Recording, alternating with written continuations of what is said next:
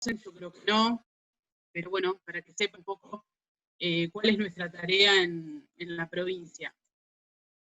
La unidad de transporte de pacientes críticos, pediátricos y neonatales es una unidad que depende de la sala de la UTI pediátrica del Ludovica, o sea, somos parte del Hospital Ludovica, pero también depende de la Dirección de Emergencias del Ministerio de Salud, de la provincia de Buenos Aires. La Dirección de Emergencias se hace cargo de todas las emergencias sanitarias de la provincia de Buenos Aires y muchas veces ha tenido que colaborar con alguna catástrofe o alguna emergencia o urgencia del resto del país. Así que en alguna oportunidad nos convocaron para colaborar con alguna catástrofe o algo en el resto del país. La unidad funciona desde el año 1984, inicialmente una necesidad del Hospital Sor María Ludovica, básicamente de la neonatología en principio, porque la terapia pediátrica surgió posteriormente, pero fue una necesidad de recibir a los pacientes críticos neonatales en mejores condiciones a las que llegaban en ese momento. En el año 1986 se suman los traslados de pacientes pediátricos críticos. Inicialmente los médicos que estaban en las diferentes salas hacían los traslados y posteriormente bueno, se creó una unidad encargada de realizar los traslados de ambas poblaciones, ¿sí? De pacientes y neonatales. Perdón. Bueno, la unidad está formada por una jefa, que en este caso soy yo, soy una jefa reciente. El año pasado se jubiló el doctor Orlando Maffesoli, no sé si lo conocieron, él estaba en la neonatología muchas veces, y tomé, digamos, esta función yo. Aparte de mí, digamos, están los médicos de guardia, la mayoría son especialistas en terapia intensiva pediátrica, neonatología, emergentología, y todos tenemos el curso de evacuación aeromédica realizado. El curso de evacuación aeromédica se realiza en el INMAE, que es el Instituto Nacional de Medicina Aeronáutica y Espacial, que depende de la Fuerza Aérea, acá en Argentina, y son los que dan las acreditaciones para otorgar, digamos, el título de evacuador aeromédico. También son quienes renuevan las acreditaciones. Nosotros tenemos que renovar cada 5 años mediante un examen psicofísico bastante exhaustivo que se hace allá en la Fuerza Aérea, y de esa manera nos acreditan para poder hacer evacuación aeromédica.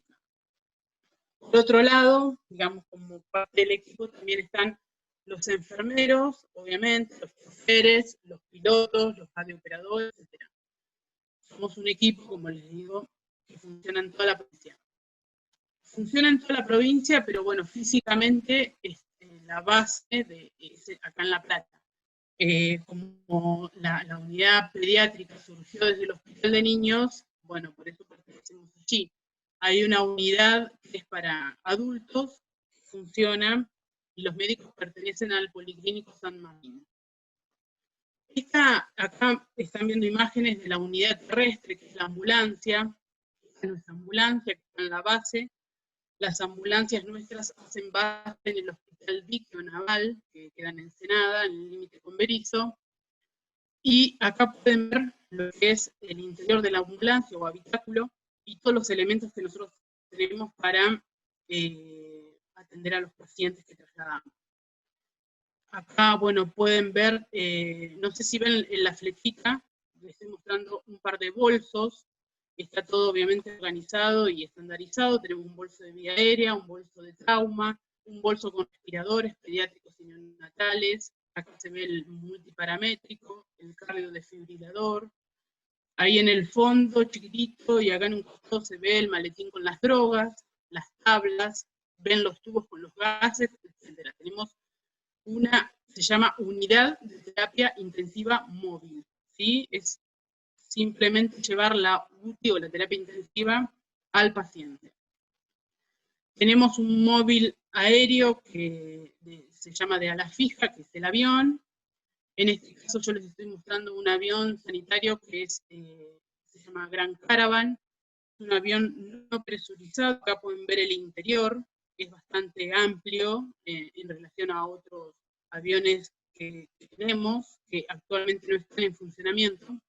Este avión no presurizado, bueno, es bastante versátil, como verán acá está justamente aterrizando en una pista de césped, lo que permite, digamos, tener accesibilidad a muchos lugares que no cuentan con pistas de cemento, y al ser no presurizado también, digamos, puede volar fácilmente en muchos lugares. El tema de la presurización o no presurización, bueno, no sé si les voy a resumir un poquito qué significa eso, pero seguramente todos han volado en algún momento en alguna aerolínea comercial, y cuando estamos ya casi bien arriba, escuchamos que el piloto nos dice, bueno, que ya estamos a altura crucero y a velocidad crucero. La altura crucero es más o menos entre 10.000 y 12.000 metros de altura. Ustedes saben que a mayor altura también existe un fenómeno físico, por lo que la presión atmosférica disminuye, entonces la fracción inspirada de oxígeno a mayor altura disminuye. Nosotros a nivel del mar tenemos una fracción inspirada de oxígeno que es del 21%, pero a medida que vamos subiendo en altura esa fracción disminuye. Por lo cual, si no existiera esa presurización, obviamente estaríamos sometidos a hipoxia. En este caso una hipoxia hipoxémica. Por eso los aviones se presurizan, y se presurizan significa que la cabina logra una presión atmosférica similar a una determinada altura que nos permita respirar sin el suplemento de oxígeno. Normalmente los aviones de línea se presurizan a una altura de 1.200 o 1.500 metros, o sea, no es que se presurizan a nivel del mar. Por eso muchas veces los que han volado por ahí sienten alguna modorra o algún malestar digestivo, porque en realidad es como si estuviésemos a esa altura. Este avión sanitario que nosotros tenemos acá, que están viendo, no se puede presurizar, no está capacitado para eso, entonces hace que, digamos, cuando volamos en este tipo de avión, lo tengamos que hacer a menor altura, porque justamente estamos respirando a la altura que está volando el avión. Así que, bueno, eso hace que haya más turbulencias, sea más lento, ¿sí? Y por ahí el traslado se demore un poco más. Pero bueno, esos son, digamos, detalles de los traslados que les quiero comentar para que sepan también qué es lo que hacemos y con qué lo hacemos. El helicóptero que tenemos actualmente es similar a este que están viendo ahí, es un helicóptero muy pequeño.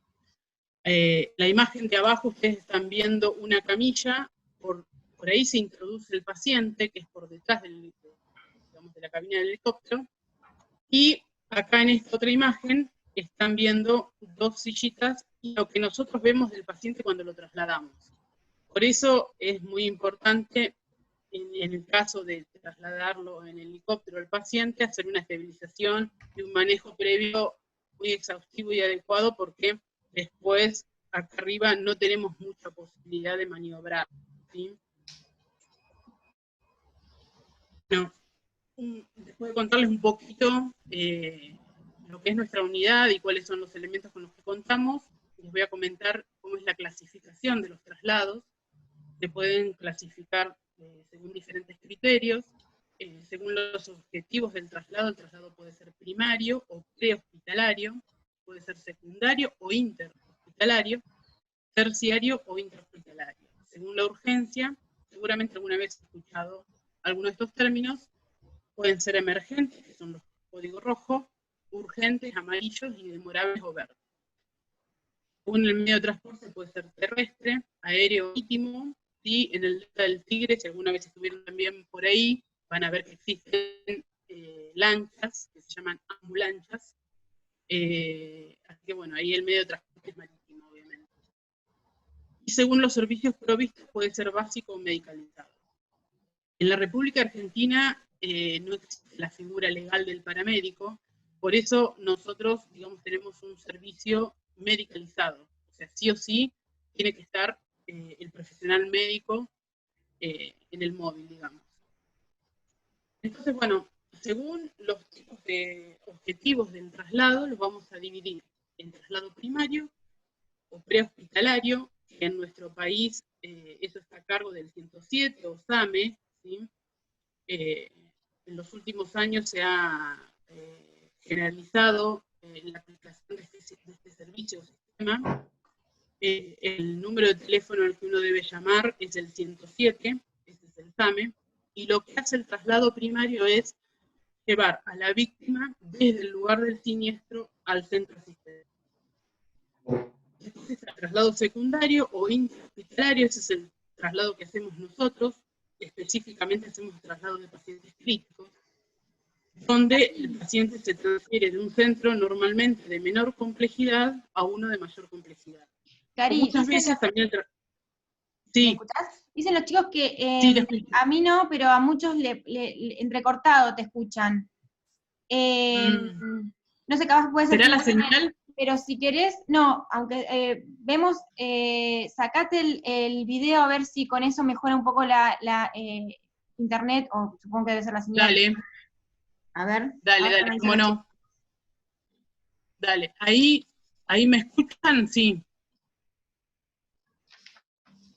Bueno, entonces les estaba comentando que el traslado secundario o interhospitalario es el que se realiza normalmente desde un centro de menor complejidad a uno de mayor complejidad, y es el que nosotros realizamos básicamente. Normalmente tenemos que trasladar pacientes desde el interior de la provincia hacia La Plata o capital, que es donde están los centros de mayor complejidad de atención pediátrica, o muchas veces es el traslado de pacientes desde un centro a otro para realizar un estudio donde el paciente está internado no poseen la técnica.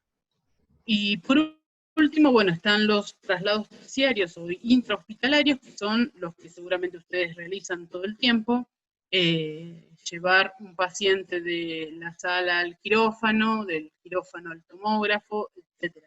Esos son los traslados que se realizan dentro del hospital.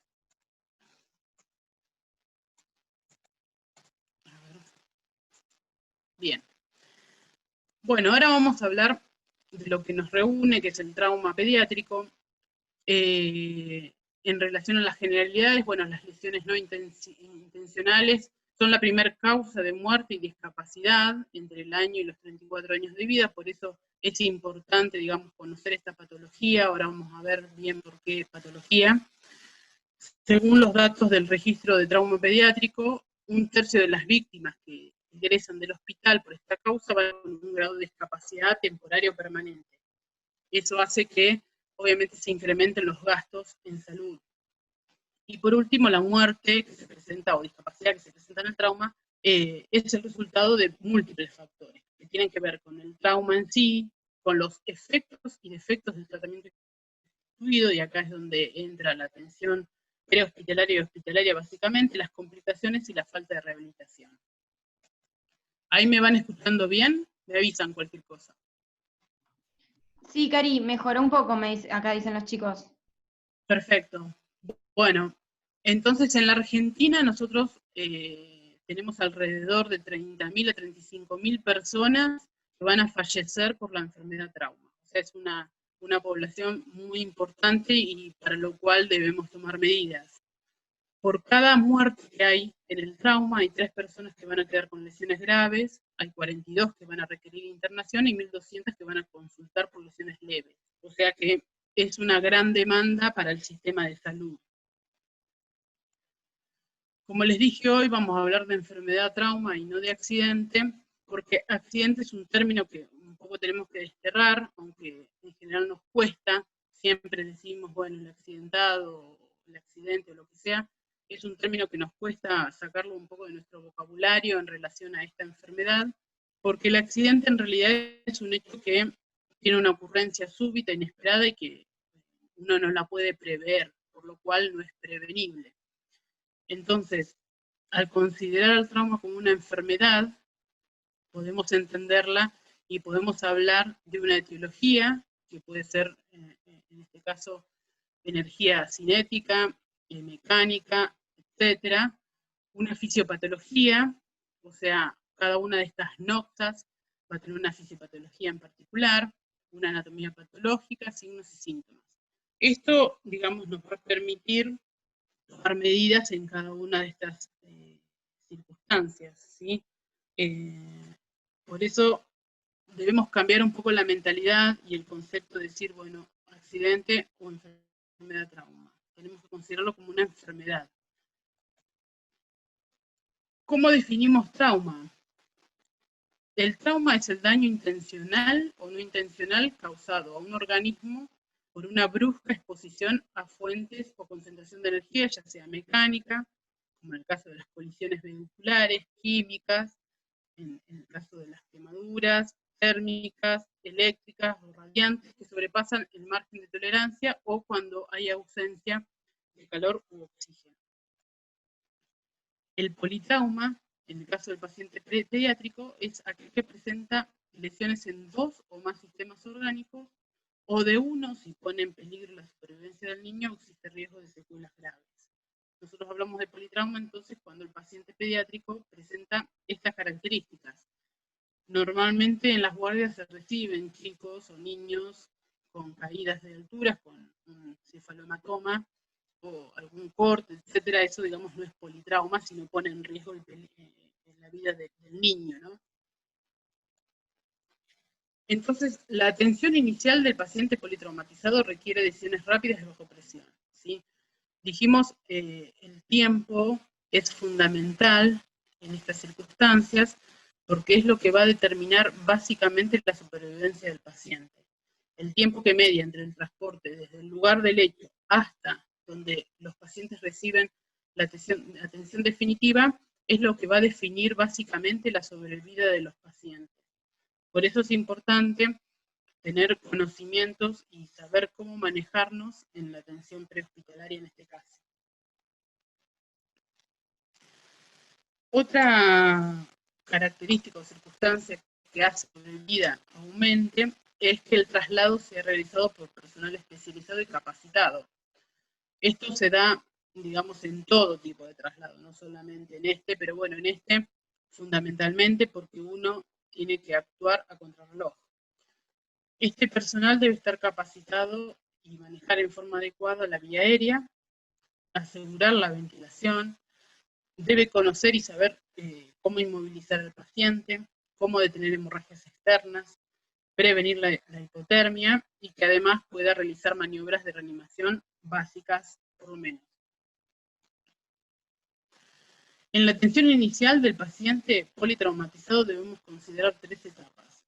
Nosotros vamos a ahondar en las primeras 2, en el lugar del traumatismo, durante el traslado y al llegar al centro hospitalario. Todo ese tiempo, ¿sí?, que nosotros llamamos como la hora de oro, en realidad en el manejo prehospitalario hablamos de los minutos de platino, porque en esos 10 minutos que nosotros tenemos cuando llegamos a la escena, tenemos que identificar a los pacientes vivos, tomar decisiones y realizar tratamientos y trasladar al paciente, ¿sí? Es el tiempo es el factor más importante en la atención de un paciente politraumatizado. El equipo de salud, bueno, que llega al lugar del traumatismo, tiene que cumplir una serie de requisitos.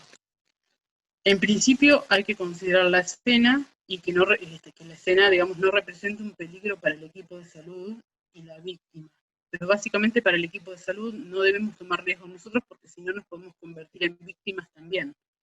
Ahí están viendo imágenes, ¿sí?, donde, bueno, hay un auto incendiado, hay una persona rodeada de cables, hay un derrumbe, etc. En esos casos nosotros debemos apelar a la colaboración de los bomberos, de defensa civil, etc. Digamos, acá nadie se tiene que hacer el héroe, sino que en principio debemos asegurarnos nosotros mismos. Hay que determinar el número de víctimas, realizar un triage o categorización. Esto se puede hacer en forma rápida, con un triage básico, ¿sí? Si nosotros llegamos a una escena donde hay múltiples víctimas, lo que tenemos que considerar es, como ven en el cuadro, si la persona puede caminar, si es real eso, el paciente es verde, digamos, no requiere ninguna urgencia para la atención o para el traslado.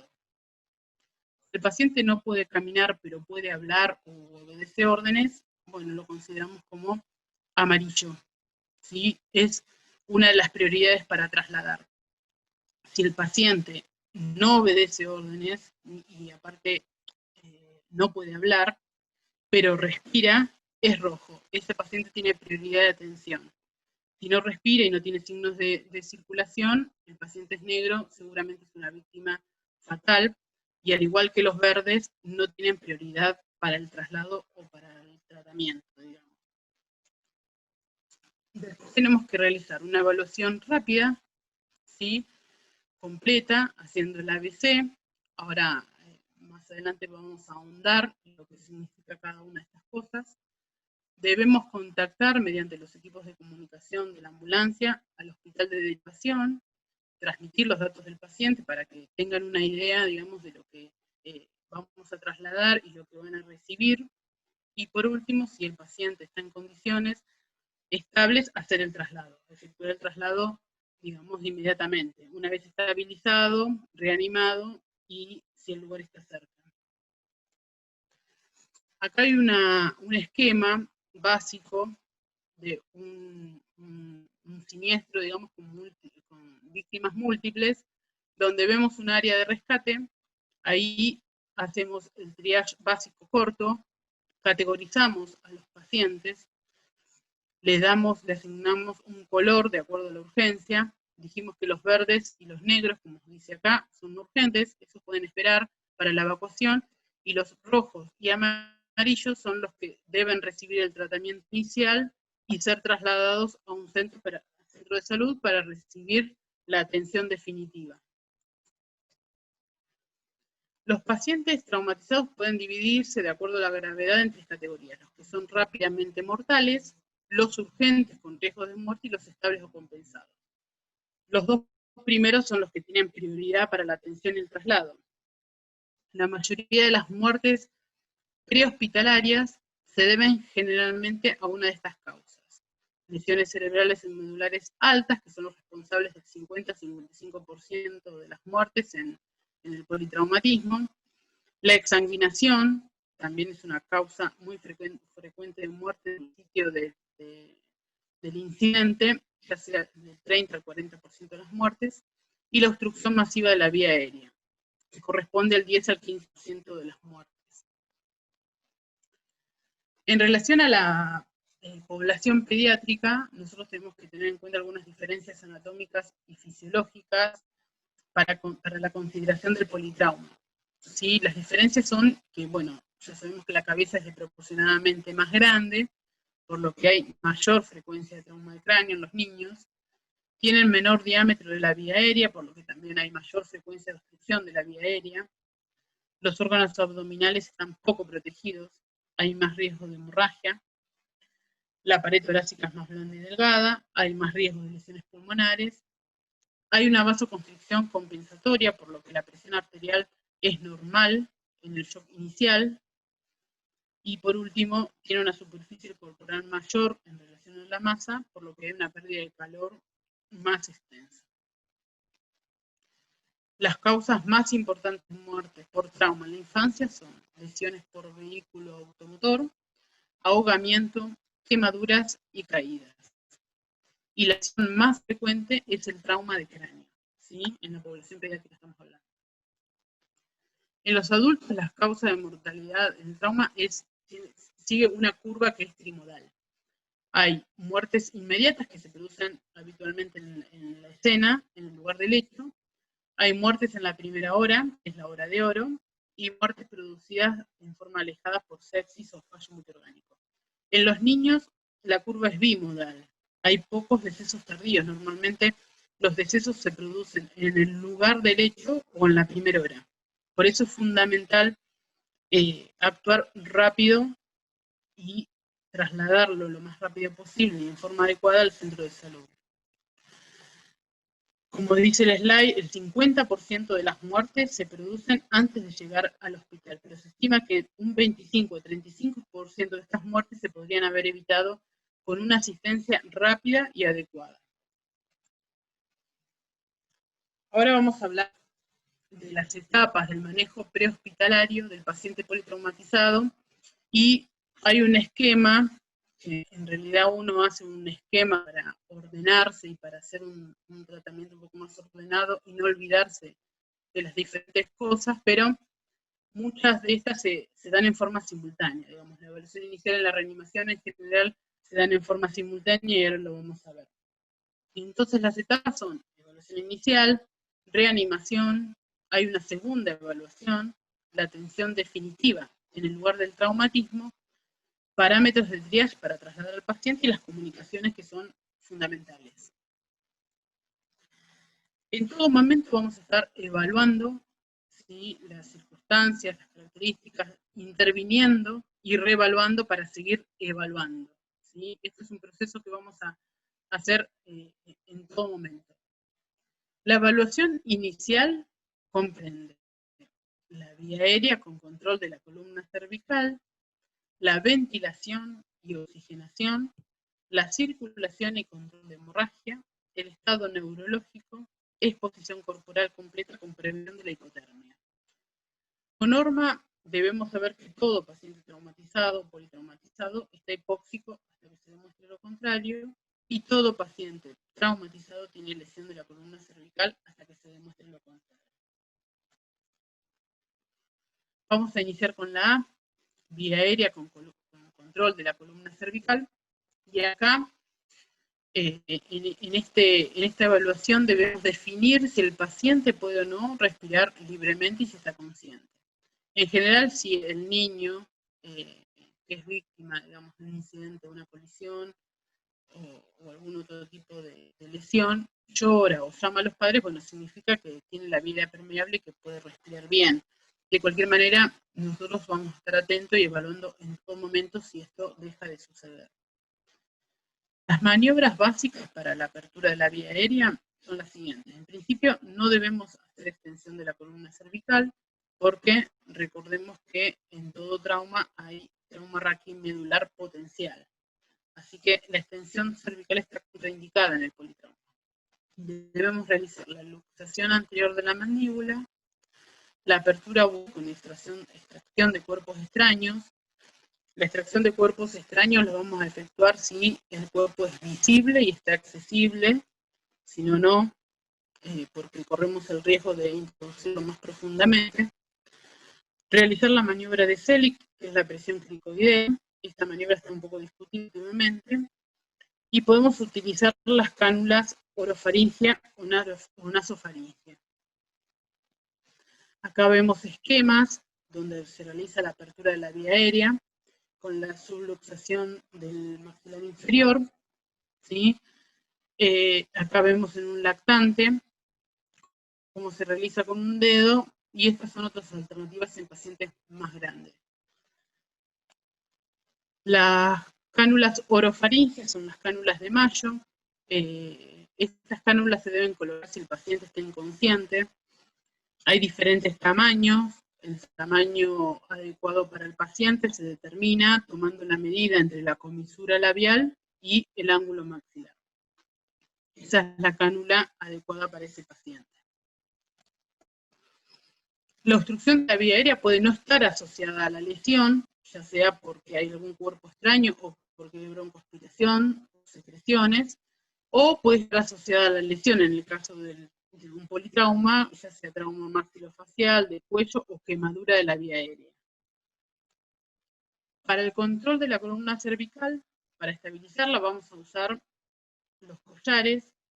Hay collares de diferentes tamaños, hay collares que tienen la valva anterior entera y no tienen la apertura para acceder al cuello.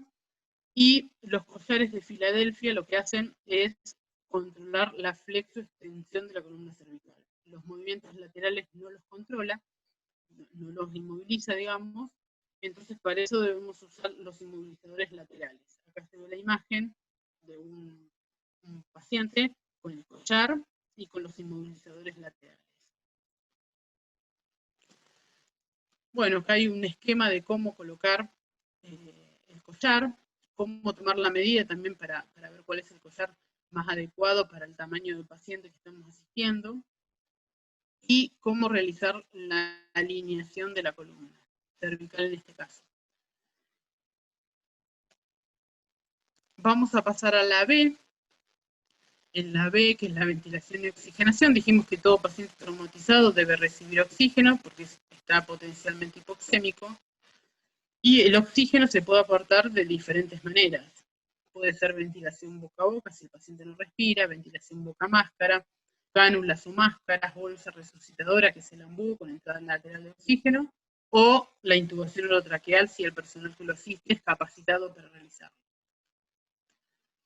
Si el paciente respira, bueno, podemos colocarle una cánula nasal o una máscara de oxígeno. Si el paciente está en apnea, debemos aplicar oxígeno a presión positiva, ya sea con máscara o intubándolo. Si tenemos la destreza de intubarlo, lo que debemos hacer es realizar la maniobra calculando el número de tubo con una fórmula, que es edad más 16/4. Otra manera de calcular el tamaño del tubo es edad por 3. Otra manera es observando el dedo meñique del paciente y verificarlo con el tubo que tenemos ahí a mano. ¿En qué casos vamos a intubar a un paciente en el prehospitalario? Bueno, si está en paro cardiorrespiratorio, si el Glasgow es menor que 8, aunque aún estamos en la B, pero normalmente todas estas maniobras se efectúan en forma simultánea, ¿sí? Por eso les digo, uno los divide un poco para organizar el trabajo, pero muchas cosas se realizan en forma simultánea. La imposibilidad de mantener la vía aérea permeable, espontánea, la hipoxemia severa, que no responde a la administración de oxígeno, si la vía aérea está obstruida y no la pudimos desobstruir, si hay inestabilidad respiratoria o circulatoria, si hay compromiso de la vía aérea, como quemaduras, convulsiones, etc., o la intubación preventiva previa al transporte. Ustedes vieron que el helicóptero que usamos nosotros es bastante pequeño para realizar maniobras, así que muchas veces hemos tenido que ventilar pacientes para el transporte exclusivamente. Bueno, ahora estamos transitando esta pandemia, así que en relación a lo que les dije recién sobre la ventilación y oxigenación, tenemos que tener algunas consideraciones.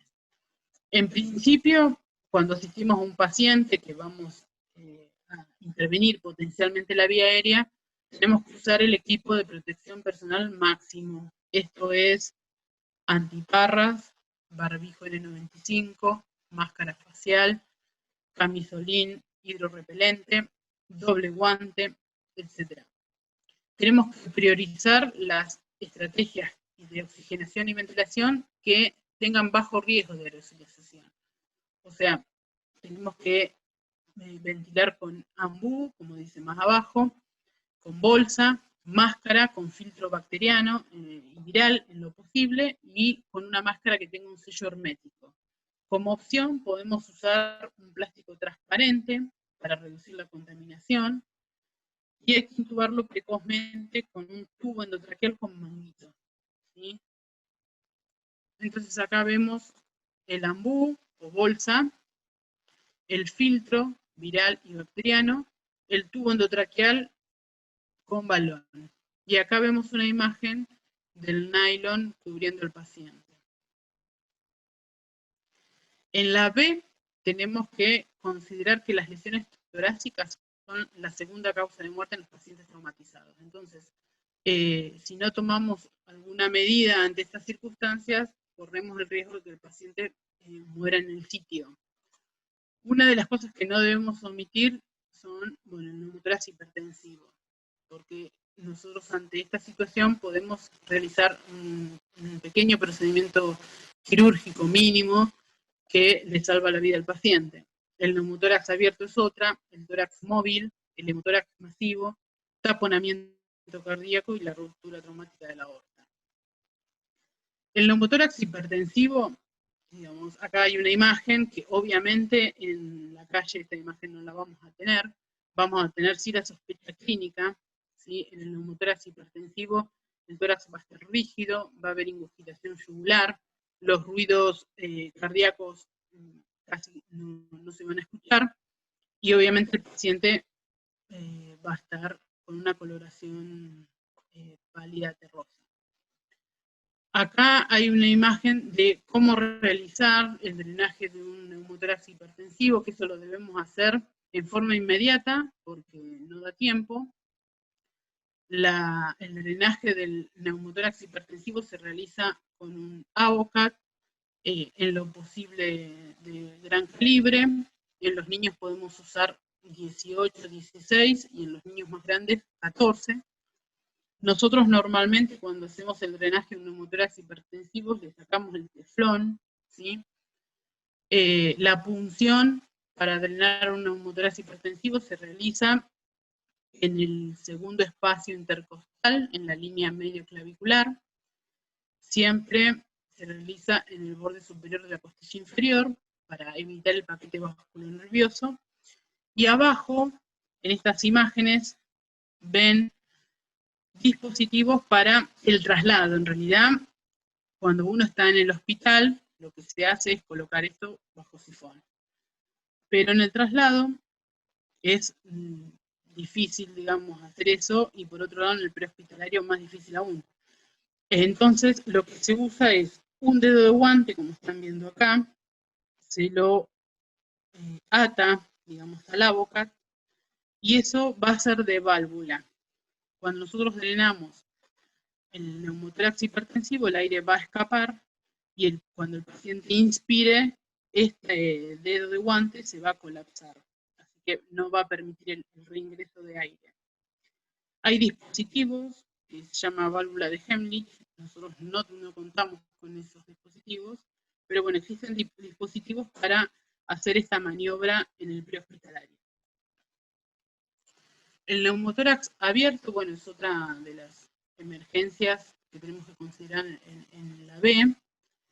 Acá, bueno, cuando el paciente inspira, lo que debemos hacer es, en principio, bueno, curar la herida.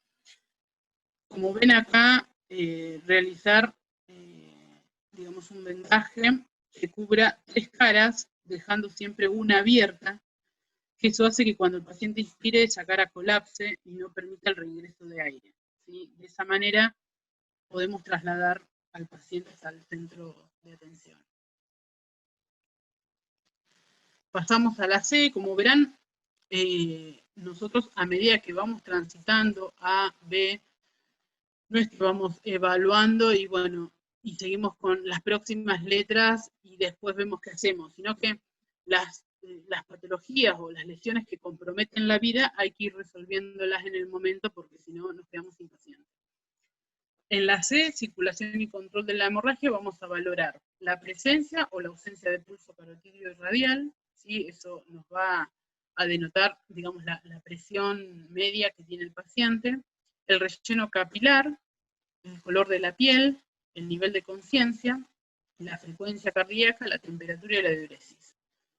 La diuresis, bueno, no es que nos vamos a tomar todo el tiempo para controlarla, pero bueno, si el paciente tuvo una diuresis en un lugar, sabemos que tiene buena perfusión.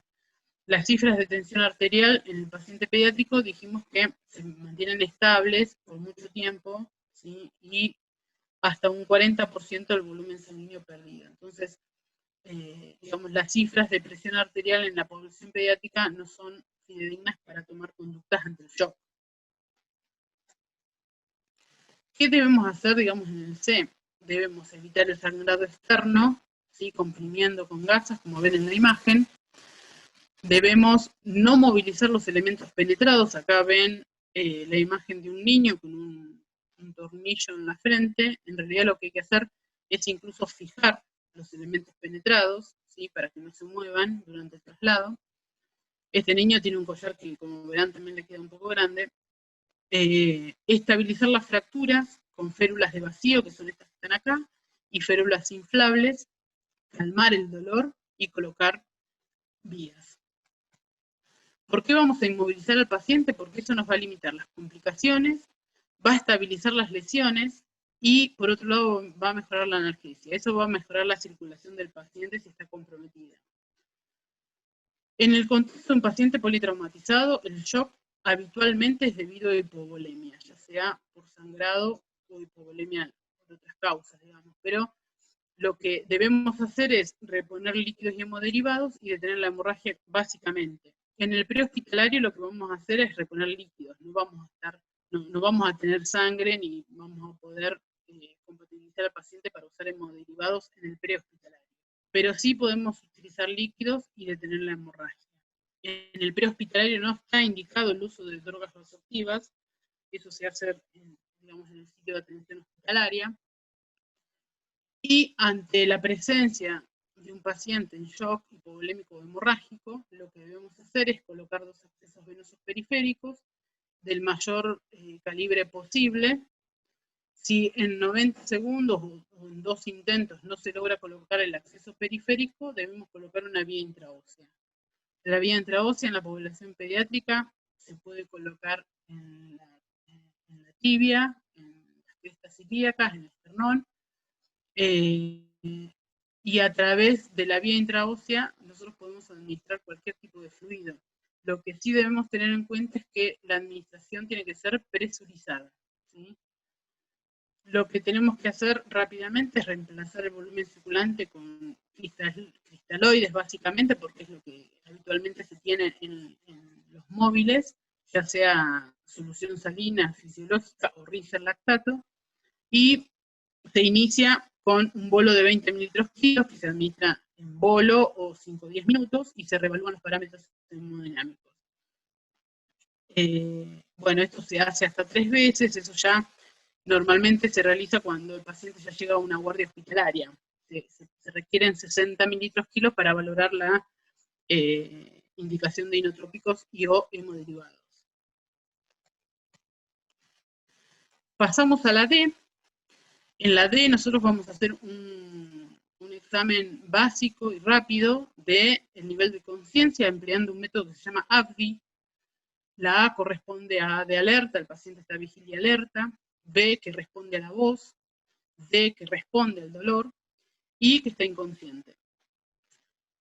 Vamos a evaluar las pupilas, ya sea la reactividad, la igualdad y el tamaño, y vamos a realizar la escala de coma de Glasgow.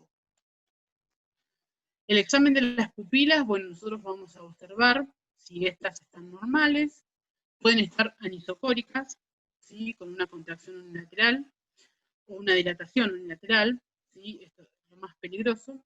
Miosis puede ser debido a la presencia de drogas, o una encefalopatía metabólica, o puede estar midriático bilateral, ya sea porque la perfusión cerebral sea inadecuada, atropina, o tenga una parálisis bilateral del tercer paro.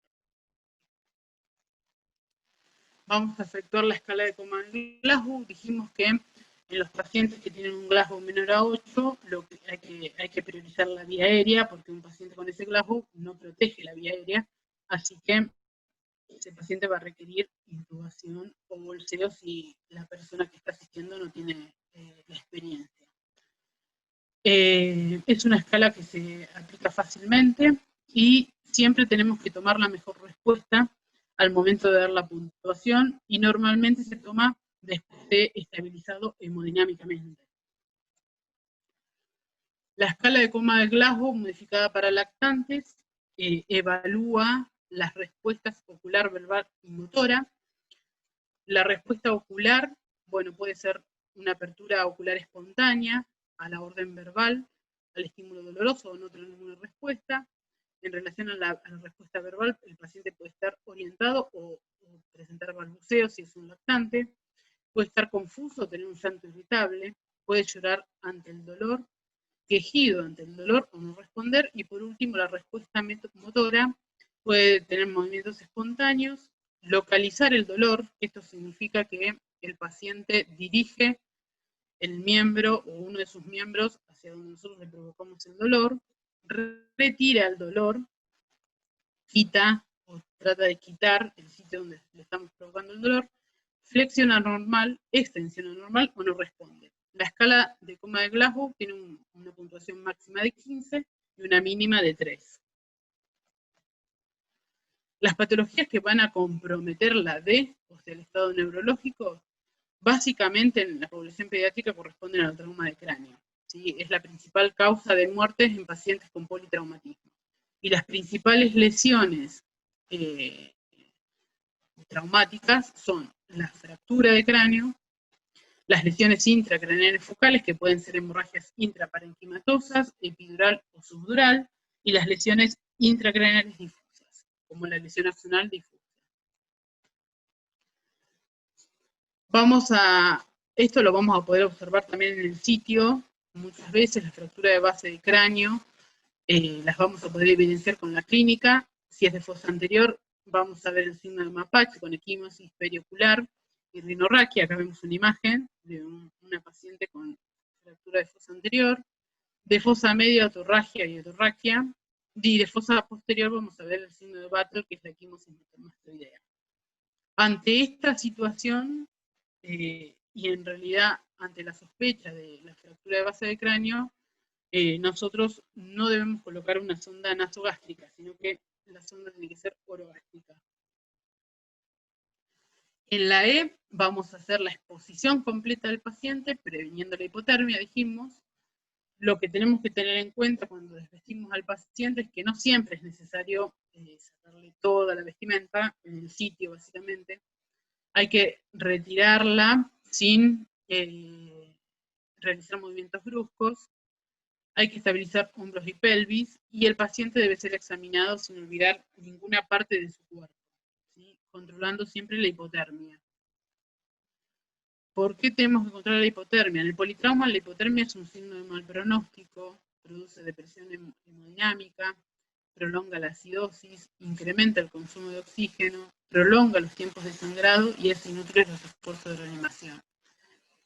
Cuando hablamos de trauma de cráneo, es otro tema, estamos hablando de politrauma, pero en el politrauma la hipotermia es maligna.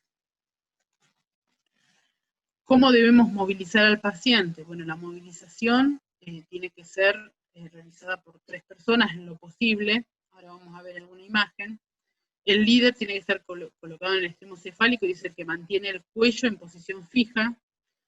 Y a la orden, los otros 2, junto con el líder, lateralizan al paciente en forma simultánea.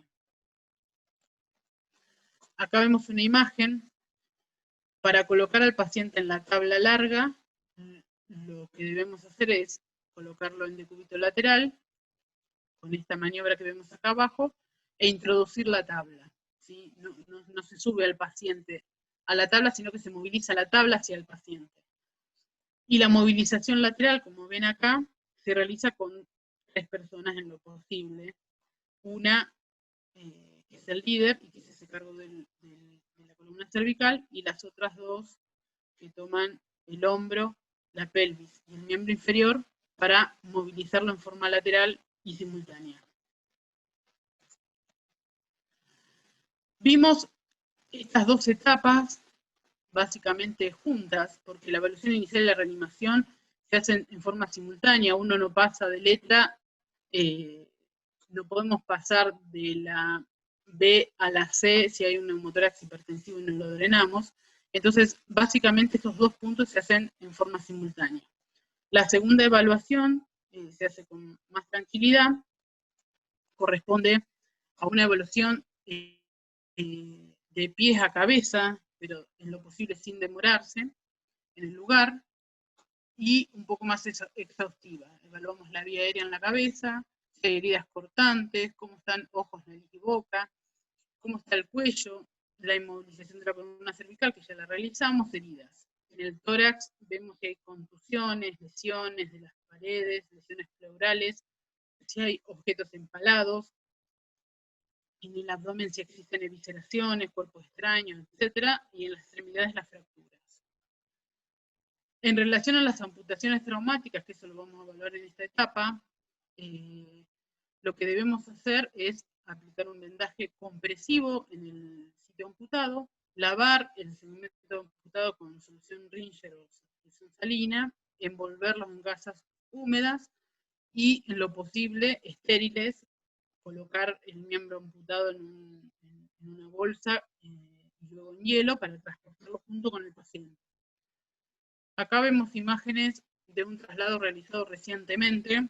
Esto no fue un traslado prehospitalario, fue un traslado secundario que hizo el equipo de traslado. Acá está la doctora Karina Rigali, el enfermero Esteban los pilotos en helicóptero, como verán, los fueron a buscar al interior de la provincia, un niño que se había amputado con un hacha en la mano.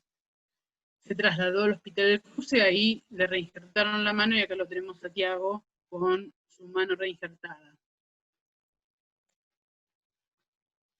La atención definitiva en el lugar del traumatismo, bueno, tiene que ver con todo lo que hicimos previamente, o sea, mantener la vía aérea permeable, evitar el sangrado, proteger la columna, estabilizar, todo esto antes de cargar al paciente en la tabla y de la tabla a la camilla, de la camilla a la ambulancia e iniciar el traslado. Dijimos que los parámetros de triage para el transporte a un centro de trauma, bueno, tiene que ver con la urgencia que tenga el paciente de ser transportado. Dijimos que los amarillos y los rojos son los más urgentes, los verdes y los negros pueden esperar. Entonces los pacientes amarillos y rojos van a ser los que tengan una escala de Glasgow menor de 13, presión arterial menor de 90, una frecuencia cardíaca menor, respiratoria menor de 10, mayor de 29, eso también depende de la edad del niño en este caso. Si hay heridas penetrantes en tórax, abdomen, cabeza, etc. Si hay 2 o más fracturas proximales, si el tórax es móvil, si hay evidencia de impacto a alta velocidad, esto, bueno, si hay algún fallecido, digamos, en el incidente o en la colisión, si la edad es menor a 5 años o mayor a 55, o si tiene una enfermedad cardiorrespiratoria previa. Por último, la comunicación obviamente es fundamental entre el medio de transporte y el centro hospitalario del que depende.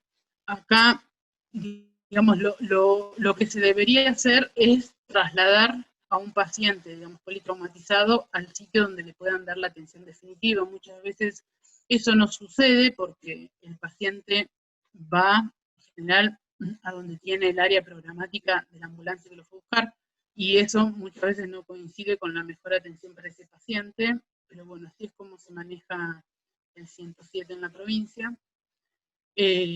Bueno, también informar el número de víctimas, el estado clínico de las víctimas y todo lo que sea necesario para que el arribo, digamos, al centro de atención sea lo mejor posible. Acá voy a terminar con algunas imágenes. Nosotros, los pediatras, no hacemos operativo SOL, pero los médicos terapistas de adultos sí lo hacen y son quienes tienen que asistir normalmente a las colisiones vehiculares en la ruta. Acá ven un par de imágenes en la ruta 2, ahí ven el helicóptero, uno de los helicópteros que ya no funciona más, bueno, con un auto incendiándose, y acá un traslado en paciente con tabla larga, inmovilizadores laterales y collar. Acá hay un traslado de un paciente neonatal, este no es politraumatizado, pero les quería mostrar algunas imágenes. Este es el Caravan, que como verán aterrizó en una pista de césped. Y acá está la médica de traslado, Pamela Saldías, bolseando un neonato. Estas son otras imágenes que nos permiten observar nuestro trabajo normalmente. Y bueno, muchas gracias. Esta es parte del equipo de traslado de pacientes críticos. Algunos ya están jubilados, algunos que están en esa foto ya están jubilados y otros todavía seguimos en actividad. Pero bueno, me interesaba también que nos conozcan un poco, que sepan cuál es la actividad que realizamos y bueno, y con las puertas abiertas para los que quieran participar en nuestra actividad. Bueno, Cari, muchas gracias. A ver, vamos a ver si, voy a poner el video a ver si, no sé. Dale. Si me ves. Bueno, muchas gracias. No sé si alguno de los chicos quiere hacer alguna pregunta, se puede activar el audio o en el chat y yo se lo comunico si quieren a Cari. A mí lo que pensaba de todo esto es cuando vas y por ejemplo tenés uno verde, uno rojo y uno amarillo, bueno, ahí sabés, pero ¿qué pasa cuando vas a un lugar que tenés muchas víctimas y hay varias que son amarillas o varias que son rojas y no tenés, digamos, la cantidad de ambulancias en el momento para que vayan todas, entonces, ¿cómo elegir, ya que son digamos, tienen el mismo triage, están todas son rojas o todas son amarillas, cómo hacer para decir, bueno, primero lleva esta o este paciente, y después espero que venga la otra ambulancia para el otro paciente? Más, obviamente, teniendo en cuenta las rojas. Sí, mirá, esa es una situación muy difícil la que planteas.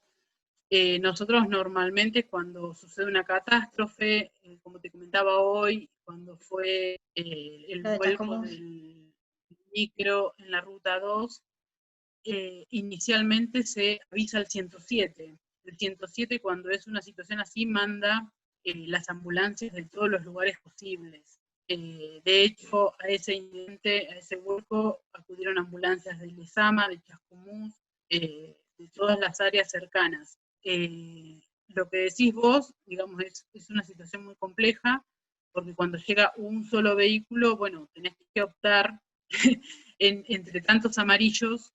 Los que se quejan, los que van caminando, significa que, digamos, son verdes, pero los que ves inconscientes, bueno, tenés que ver, como dije, un poco con la coloración de la piel, si ves movimientos respiratorios, o sea, en ese caso sí tenés que elegir y optar por los pacientes que consideres, digamos, que puedan llegar a tener sobrevida, en el sentido en que respiran, en el sentido que te digo, si no respiran, van a ser los prioritarios, ¿sí? Pero, bueno, es así. Normalmente cuando sucede una catástrofe y múltiples víctimas, el sistema responde también rápidamente. O sea, no es que vas a estar mucho tiempo solo atendiendo a toda la gente. Bien, y con otra duda que me surge pensándolo, si vas y hay un paciente que esté atrapado, la idea es esperar a bomberos y demás para, digamos, brindar ayuda, o sacando que el lugar sea seguro para nosotros. Claro, pero mira, si el paciente está atrapado y la escena es segura, vos podés iniciar la atención en el sitio donde esté atrapado. Se le coloca el collar, se puede colocar una tabla corta si es posible, se puede acceder a un acceso venoso y colocar analgesia, digamos, todo el tratamiento que te permita el espacio donde el paciente esté atrapado, lo podés hacer y lo tenés que hacer. Lo que no tenés que hacer es intentar sacarlo. Si el paciente está atrapado, tenés que sí o sí esperar, obviamente, la asistencia, en este caso de bomberos, defensa civil o quien sea necesario para sacar al paciente.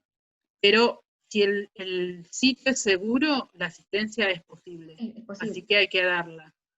Uh-huh. Bien. ¿Alguno tiene alguna pregunta?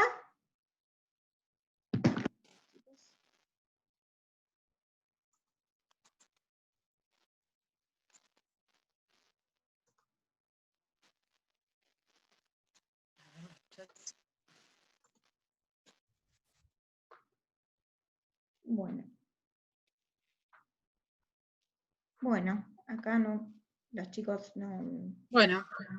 No dicen, no ponen ninguna. La verdad que fue algo muy, muy conciso. Como yo te decía, también un poco, no en prehospitalario, pero hay algunas cosas que con los chicos fuimos repasando, lo que es la inmovilización y demás, en ciertos talleres, o la forma en la que nosotros evaluamos lo que es el módulo de emergencia, y está bueno, digamos, como hacer todo un...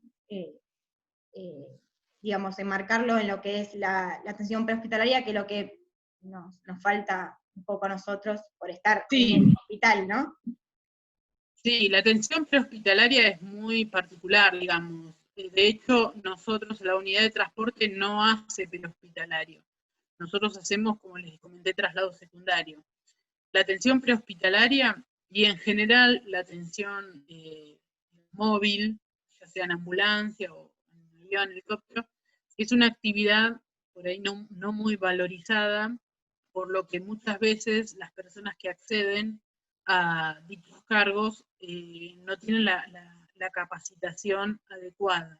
Vos fíjate que una persona que va a asistir a un prehospitalario tiene que tener, como les dije, la pericia y la capacitación para poder reanimar un paciente, para poder tener un neumotórax, para tener accesos venosos rápidos, ¿sí? Entonces, digamos, la persona que realice esa actividad tiene que tener una capacitación importante. Y no sucede muchas veces porque muchas veces es una actividad un poco menospreciada. Nosotros en la unidad, como les dije, tenemos profesionales especialistas en terapia intensiva, neonatología y emergentología, porque hacemos traslados de pacientes críticos. O sea, todos los, si no es el 90%, casi el 100% de los pacientes que trasladamos son pacientes ventilados, la mayoría con patologías congénitas, cardiopatías, bueno, quemados, politraumatizados, etc. Entonces, bueno, por eso es un equipo altamente capacitado, pero no es lo que sucede con los sistemas, digamos, prehospitalarios o con los sistemas de emergencias de ambulancias, que hay muchos privados, digamos. Ujú. Pero bueno, sí, debería ser así, debería ser que la persona que realice esta actividad tenga la mejor capacitación porque está solo aparte. Sí, Esa sí. persona no tiene el respaldo del hospital como lo tenemos en una guardia. Así Claro. que bueno, los invito a todos, los que quieran participar, los que quieran rotar por la unidad también, cuando se pueda, después del COVID. Sí, creo que, no sé, no estoy segura, pero creo que en terapia están más cerca Sí. de ustedes, por ahí alguna que otra vez, por ahí le decía, si Sí. había algún traslado y demás, creo que eso es lo más cercano que creo que tienen los chicos, pero igual, está buenísimo que lo puedan hacer si quieren. Acá una de las chicas puso si las guías Sí. más útiles son las del país, las de Argentina, supongo que decís, Estefi. O las del PALS, será. Claro, supongo que debe ser o las Claro, sí, las de mirá. Argentina o las del PALS. Sí, las del PALS, nosotros sí seguimos esas normas, pero bueno, nosotros casi que no hacemos prehospitalarios, ya te digo. Sí, hemos hecho en alguna oportunidad, pero pocas veces. Pero sí, seguimos las normas del PALS, de la Sociedad Argentina de Pediatría, de la Sociedad Argentina de Terapia Intensiva. Normalmente nos guiamos por esos protocolos. Perfecto. Después hay una pregunta en relación a la capacitación del INMAE, Sí, recién la puse. que hace Gabriela. El INMAE queda en Palermo, atrás de Aeroparque. El curso que ellos dictan dura 1 año, es un curso un poco caro. Cuando nosotros entramos a la unidad, nos becaron, por suerte. Existe la modalidad de hacer un curso intensivo, que también otorga la acreditación, y bueno, esa es la manera, digamos, de obtener la capacitación para la vocación a la médica. En Argentina, si vos no tenés, digamos, esa acreditación, no podés realizar ningún tipo de traslado sanitario aéreo, ni en las privadas ni en las públicas. Así que para eso hay que hacer el curso en el INMAE. Bien. Buenísimo. ¿Alguna pregunta más, chicos? Si no, la liberamos.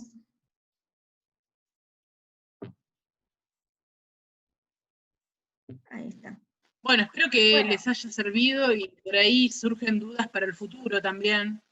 Es mucha información y está bueno que por ahí, si los que van a trabajar en el interior o en un hospital, que no es el Hospital Ludovica, seguramente van a tener que en algún momento subirse a una ambulancia y que vayan y que la conozcan, que vean, digamos, qué hay en la ambulancia, un poco para familiarizarse. Y aparte, es como cuando tomamos la guardia también en un lugar que vemos dónde está el laringoscopio, etcétera, etcétera, y nos familiarizamos con el lugar. Bueno, muchísimas gracias y sí, obviamente si surgen más dudas y demás, te las preguntaremos. Dale. Muchas gracias. Bueno, saludos para todos. Nos vemos, adiós. Adiós.